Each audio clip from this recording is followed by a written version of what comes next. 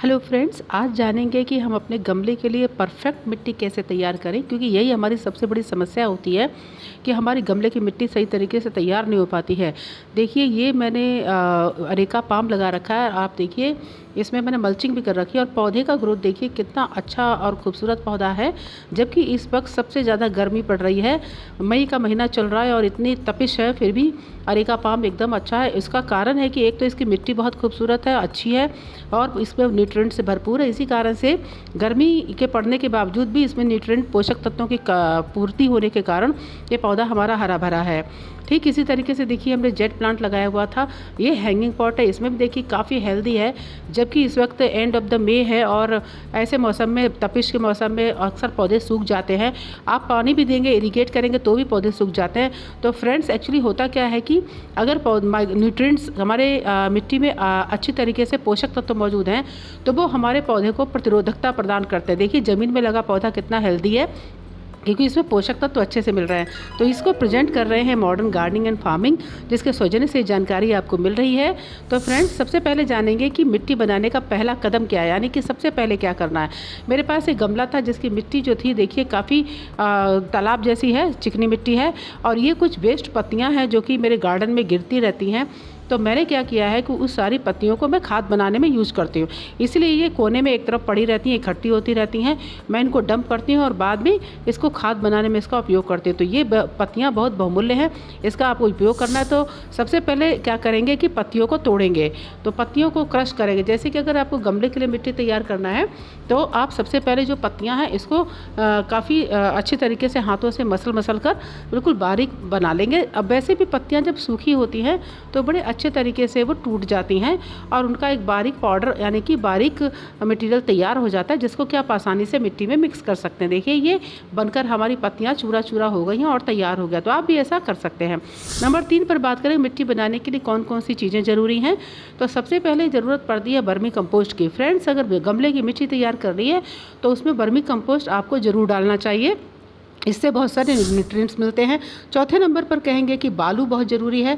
जब सैंड पड़ा रहता है तो पौधों की जो रूट्स होती है वो काफ़ी अच्छी ग्रो करती हैं और इससे एरिएशन भी बहुत प्रॉपर होता है और पानी का निकास भी काफ़ी अच्छा रहता है। पाँचवें नंबर पर बात करेंगे हम राख की। राख क्यों ज़रूरी है? देखिए फ्रेंड्स, इसमें ऑर्गेनिक मैटर बहुत ज़्यादा होता है, कार्बन होता है, इसलिए हमको राख ज़रूर यूज़ करना चाहिए, क्योंकि जो कार्बन कंटेंट होता है वो हमारे पौधे का सीएन रेशियो मेंटेन रखता है। तो इसलिए कार्बन भी डालना ज़रूरी है, यानी कि जली चूल्हे की राख का यूज़ कर सकते हैं। छठे नंबर पर है कि इसको बनाएंगे कैसे। तो सबसे पहले क्या है, वर्मी कंपोस्ट। उसके बाद जो हमने पत्तियों का चूरा तैयार किया है वो लेंगे। फिर हमारे पास ये राख का है और चौथे नंबर पर हमारा सैंड है। यानी कि 4 चीज़ों को हमें लेना है और इन चारों चीज़ों को क्या करेंगे, जो मिट्टी हमारे पास है, यानी गमले से मिली मिट्टी हो या फिर हम अपने कहीं से भी मिट्टी ले सकते हैं। मिट्टी थोड़ी उपजाऊ होनी चाहिए, उसमें कोई बीमारी नहीं होनी चाहिए, स्वस्थ मिट्टी रहनी चाहिए। और स्वस्थ मिट्टी की पहचान ये है कि जिस मिट्टी में किस पौधे में हमारे कीट पतंगे या बीमारियों का प्रकोप कम होता है, सड़ने गलने का रोग कम होता है, वो मिट्टी हमारी स्वस्थ होती है। तो देखिए, थोड़ी सी सैंडी सॉइल है और ये पुराने गमले, जो गमला हमने खाली किया है उस गमले की मिट्टी है, जिसमें कि नमी काफ़ी ज़्यादा है। नमी काफ़ी ज़्यादा होने की वजह से मिट्टी चिकनी हो गई है, तो इसकी भी ज़रूरत है, क्योंकि इसमें केचुआ काफ़ी अच्छा ग्रो करता है। तो देखिए, इस तरीके से हमने 5 चीज़ों को ले लिया है। सैंड ले लिया है, अब बीच में मिट्टी भी ले ली है, वर्मी कंपोस्ट ले लिया है, पत्तियाँ ले ली, सभी को मिला देंगे। धीरे धीरे करके हम क्या करेंगे, चारों चीज़ों को हम मिला देंगे। देखिए, सैंड को मिक्स किया जा रहा है, अब इसमें हम वर्मी कंपोस्ट को मिक्स कर लेंगे। इसके बाद इसमें हम जो पत्तियाँ तोड़ के रखे थे, इन पत्तियों को मिलकर अभी कर लेंगे तैयार। पत्तियाँ जो होती हैं वो ऑर्गेनिक कंटेंट यानी ऑर्गेनिक मैटर को इंक्रीज़ करती हैं, जिससे मिट्टी जो होती है उसमें पानी सोखने की क्षमता बढ़ जाती है।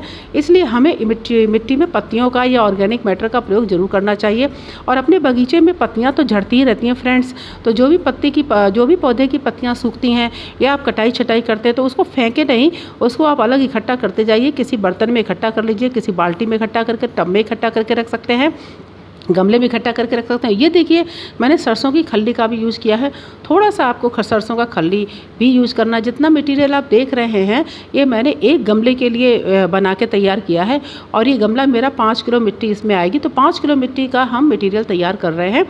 क्वांटिटी कितना देना है वो आपने बड़े अच्छे से देख लिया होगा कि हमको 1 भाग सैंड, 1 भाग वर्मी कंपोस्ट, 1 भाग हमने राख दे दिया और 1 भाग पत्ती दे दिया। बाकी जो बचा हिस्सा है उसमें हम मिट्टी देंगे। अब इसको अच्छी तरीके से मिलाएंगे ताकि उसमें किसी तरीके का ढेला ना रहे।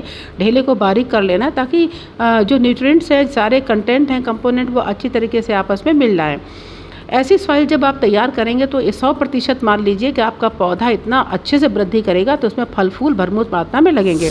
अब जानेंगे कि गमला इसका कैसे तैयार करना है। तो फ्रेंड्स देखिए, जैसा मैंने कई बार बताया भी, मेरे वीडियो का लिंक भी इसमें दिया हुआ है कि कैसे आपको गमला प्रिपेयर करना, फिर भी मैं आपको बता रही हूँ। इसी गमले में से मैंने मिट्टी निकाली थी, नीचे कंकड़ डाल देंगे, फिर उसमें जो मटीरियल हमने तैयार किया उसको अच्छी तरीके से भर देंगे। देखिए हम भर रहे हैं। भरने के बाद जब इसको जब भी डालेंगे तो थोड़ा सा भाई बारीक करना है। जब भी डालें तो थोड़ा हथेली से और मैश कर देना है ताकि जो ढेला वगैरह हो वो अच्छी तरीके से टूट जाए। किसी तरीके का कांटा या इस तरीके का कोई आयरन वगैरह नहीं होना चाहिए इसमें। अब 9वां नंबर बात करेंगे कि इसमें पौधा लगाने का क्या तरीका है। तो पौधा लगाने के लिए क्या करना है, मिट्टी हमारी गमले में तैयार हो गई है भर के। हम यहाँ इसमें अजवाइन यानी कोलेस का पौधा लगाने जा रहे हैं। फ्रेंड्स इसकी पत्तियाँ काफ़ी लेदरी होती हैं, कम पानी लगता है और पत्तियाँ अजवाइन की तरह खुशबू मारती हैं, वो गंध देते हैं। तो ऐसे में इसकी हम पत्ती की पकौड़े बना सकते हैं, सब्जी में भी कट चॉप्ड करके डाल सकते हैं। तो ये पौधा बड़ा उपयोगी है, इसलिए अपने घर में तो इसको रखना ही चाहिए। क्योंकि गमला था तो मेरे पास ये पौधा की मुझे ज़रूरत था, मैं इसलिए इसका पौधा तैयार कर रही हूँ। देखिए छोटी छोटी टहनियों को तोड़ के मैंने अब बस सीधा उस पर इसको लगा देना है, क्योंकि ये बहुत आसानी से लगने वाला पौधा है। और इसी तरीके से ये इसमें टहनियाँ निकलती चली जाएंगी, नए नए पत्ते निकलते चले जाएंगे और हमारा गमला जो है वो तैयार हो जाएगा।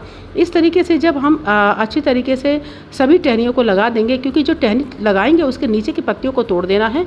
उसके बाद उसकी टहनी को इसमें नीचे की तरफ दबा देना है, हल्के हाथों से दबाना ताकि आपकी टहनी टूटे नहीं। और ये पौधे में जो आप ग्रोथ देखेंगे कुछ ही समय में पूरा पौधा जो है हमारा अजवाइन से भर जाएगा। इसमें तोड़ तोड़ कर आप इसका यूज करते रहिए फ्रेंड्स, और उसके बाद आप इसको इसमें नई नई टहनियाँ आती रहेंगी। तो आपके घर में आपको अलग से अजवाइन की ज़रूरत नहीं पड़ेगी। आप दानेदार अजवाइन का उपयोग भी कर सकते हैं मसाले के रूप में, और इसका पत्तियों का भी यूज़ कर सकते हैं अगर आपको इसकी फ्रेगरेंस चाहिए। बाकी जो जगह है उसमें हम पूरा मिट्टी भर देंगे। देखिए मैं मिट्टी इसको भर रही हूँ और ये गमला हमारा तैयार है। और जब इसमें मिट्टी भरेंगे तो फ्रेंड्स बिल्कुल ऊपर तक मिट्टी नहीं भरना है।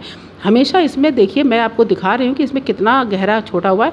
तक देखिए लगभग आधा उंगली छोटा सा तकरीबन 1 सेंटीमीटर हमने इसमें जगह छोड़ी हुई है, ताकि इसमें पानी देते समय पानी गमले से बाहर ना निकले। अगर आप इस तरीके से मिट्टी तैयार करेंगे फ्रेंड्स तो 100% ये मेरी गारंटी है कि आपका पौधा बहुत अच्छा चलेगा, सड़ेगा गलेगा नहीं, कोई बीमारी भी नहीं आएगी और पौधा बहुत अच्छी ग्रोथ लेगा। देखिए मेरे पौधे कितने लहला रहे हैं। ये बोगनविलिया का पौधा मैंने बालकनी में लगाया हुआ है और पूरा ही पौधा जो है फूलों से भरा हुआ है, क्योंकि मैं इसमें सॉइल को मेंटेन करती हूँ। ये देखिए मेरा चमेली का पौधा है, बेला का पौधा है, मोगरा जिसे कहते हैं आप, मोगरा है ये। और देखिए ये भी हमारा अभी जबकि इसका सीज़न बस शुरू हुआ है, बालकनी में लगा है। देखिए फूल पे फूल ये दे रहा है। क्यों? क्योंकि इसमें मैंने हमेशा इसकी मिट्टी पर मैंने बहुत ध्यान दिया है। अगर मिट्टी उपजाऊ होगी, अच्छी होगी, तो आपके पौधे भी बहुत अच्छे फ्लरिश तरीके से ग्रोथ करेंगे और पौधे सूखेंगे नहीं। तो ये समस्या से आप इसको निजात पा सकते हैं। तो फ्रेंड्स थोड़ा सा ध्यान रखें तो आपकी बगिया महकेगी। थैंक यू सो मच, बने रहिए मेरे साथ। अगर अच्छा लगे तो मेरे चैनल को सब्सक्राइब ज़रूर कीजिएगा। Bye bye.